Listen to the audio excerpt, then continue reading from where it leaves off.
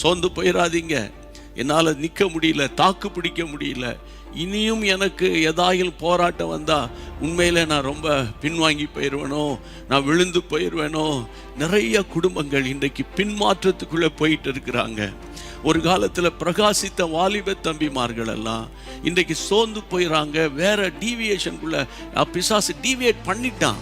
இன்டர்நெட்டுக்குள்ளே போய், யூடியூப்பில் போய் தேவையில்லாத உபதேசங்களை கேட்டு அதுக்குள்ளே அவங்க கவர்ச்சியாக இழுக்கப்பட்டு சரியான சத்தியத்துக்குள்ளே நிற்கிறதுக்கு மனது இல்லாமல் அப்படி நீ இப்படி வா, அப்படி போகாதனாலும் தாய் தகப்பனை ஏசி இந்த மாதிரி உலகத்தின் ஆவியினால் சிக்கப்பட்ட பிள்ளைகளுக்காக நீங்கள் போராடி யுத்தம் பண்ணி நீங்கள் ஜெபம் பண்ணுங்க.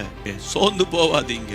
உங்ககிட்ட பணம் இல்லைனாலும், அறிவு இல்லைனாலும், உங்களுக்கு வசதி இல்லைனாலும், அழகு இல்லைனாலும், உங்ககிட்ட ஒன்னே ஒன்று இருக்கு, விசுவாசம். உங்கள் விசுவாசமே உலகத்தை ஜெயிக்கிற ஜெயம்.